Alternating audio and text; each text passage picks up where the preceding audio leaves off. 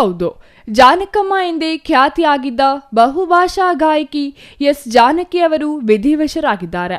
ಅವರು ಬಹುತೇಕ ಭಾರತೀಯ ಎಲ್ಲಾ ಭಾಷೆಗಳಲ್ಲಿಯೂ ಹಿನ್ನೆಲೆ ಗಾಯನ ಮಾಡಿದ್ದು, ಸುಮಾರು 85,000ಕ್ಕೂ ಹೆಚ್ಚು ಹಾಡುಗಳನ್ನು ಹಾಡುವ ಮೂಲಕ ಜನಮೆಚ್ಚುಗೆಗೆ ಪಾತ್ರರಾಗಿದ್ದಾರೆ.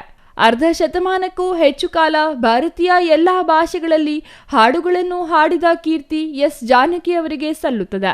ಇಂತಹ ಮಹಾತಾಯಿ ನಿಧನದಿಂದ ಇಡೀ ದೇಶಕ್ಕೆ ತುಂಬಲಾರದ ನಷ್ಟವಾಗಿದೆ ಎಂದು ಹೇಳಿರುವ ಚಿಕ್ಕಬಳ್ಳಾಪುರ ಕನ್ನಡ ಪರ, ದಲಿತ ಪರ ಸಂಘಟನೆಗಳ ಮುಖಂಡರು ಅಗಲಿದ ಅಮ್ಮನವರಿಗೆ ಭಾವಪೂರ್ಣ ಶ್ರದ್ಧಾಂಜಲಿ ಸಲ್ಲಿಸಿದ್ದಾರೆ. ಈ ವೇಳೆ ಮಾತನಾಡಿದ ದಲಿತ ಮುಖಂಡ ವೆಂಕಟರಮಣಪ್ಪ, ಕನ್ನಡ ಪರ, ದಲಿತ ಪರ ಸಂಘಟನೆಗಳಿಂದ ಎಸ್ ಜಾನಕಿ ಅವರಿಗೆ ಶ್ರದ್ಧಾಂಜಲಿ ಅರ್ಪಿಸಲಾಗಿದೆ. ಆಂಧ್ರಪ್ರದೇಶದ ಗುಂಟೂರು ಜಿಲ್ಲೆಯಲ್ಲಿ ಜನಿಸಿದ ಮಹಾತಾಯಿ ತನ್ನ ಸಾಧನೆಯನ್ನು ವಿಶ್ವಮಟ್ಟದಲ್ಲಿ ಗುರುತಿಸುವಂತೆ ಮಾಡಿದರು. 85,000ಕ್ಕೂ ಹೆಚ್ಚು ಹಾಡುಗಳನ್ನು ಹಾಡಿದ ಮಹಾತಾಯಿ ಅನೇಕ ಭಾಷೆಗಳಲ್ಲಿ ಸ್ವರ ಸೇರಿಸಿದ ಗಾನ ಕೋಗಿಲೆ ಎಂದೇ ಖ್ಯಾತಿ ಪಡೆದಿದ್ದಾರೆ.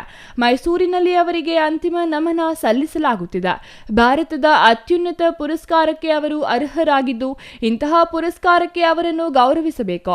ರಾಜ್ಯದಲ್ಲಿ ಅವರ ಅಧ್ಯಯನ ಪೀಠ ಸ್ಥಾಪಿಸಿ ಅವರ ಹೆಸರು ಚಿರಸ್ಥಾಯಿ ಆಗುವಂತೆ ಮಾಡಬೇಕೆಂದು ಹೇಳಿದರು.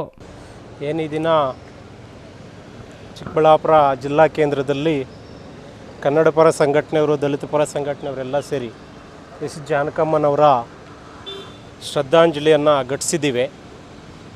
ಎಲ್ಲೋ ಆಂಧ್ರ ಪ್ರದೇಶದ ಗುಂಟೂರು ಜಿಲ್ಲೆಯ ಚೀರಾಲದಲ್ಲಿ 1938 ಏಪ್ರಿಲ್ 23ನೇ ತಾರೀಕು ಜನಿಸಿದಂತಹ ಮಹಾತಾಯಿ ಭಾರತ ದೇಶದಲ್ಲಿ ಒಬ್ಬ ಹೆಣ್ಣು ಮಗಳು ಏನೆಲ್ಲ ಸಾಧನೆ ಮಾಡಬಹುದು ಅನ್ನೋದನ್ನು ನೋಡಿಸ್ಕೊಟ್ಟಂಥ ಮೊಟ್ಟ ಮೊದಲ ಮಹಿಳೆ ಅಂತ ಹೇಳೋದಕ್ಕೆ ನಾನು ಇಷ್ಟಪಡ್ತೇನೆ.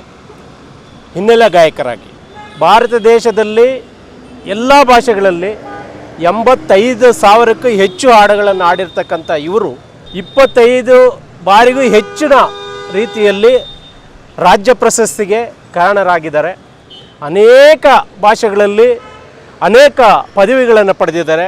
ಮೈಸೂರಲ್ಲಿ ಈ ದಿನ ನಿನ್ನೆ ನಿಧನರಾಗಿದ್ದಾರೆ.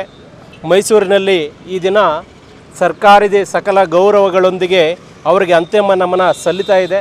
ನಾವೂ ಸಹ ಅವರಿಗೆ ಅಂತಿಮ ನಮನ ಸಲ್ಲಿಸ್ತಾ ಇದ್ದೇವೆ. ಭಾರತ ದೇಶ ಮತ್ತು ಕರ್ನಾಟಕ ರಾಜ್ಯ ಇವರನ್ನು ಗುರುತಿಸಬೇಕು. ಭಾರತ ದೇಶದ ಅತ್ಯುನ್ನತ ಪುರಸ್ಕಾರಕ್ಕೆ ಇವರು ಸಂಪೂರ್ಣವಾಗಿ ಅರ್ಹರಿದ್ದಾರೆ. ದಯವಿಟ್ಟು ಇಂತಹ ಒಬ್ಬ ಮಹಿಳೆಗೆ ಭಾರತ ದೇಶದ ಅತ್ಯುನ್ನತ ಒಂದು ಪುರಸ್ಕಾರವನ್ನು ಕೊಟ್ಟು ಇವರಿಗೆ ಪುರಸ್ಕರಿಸಬೇಕು. News bureau, CTV news, Chikkaballapur.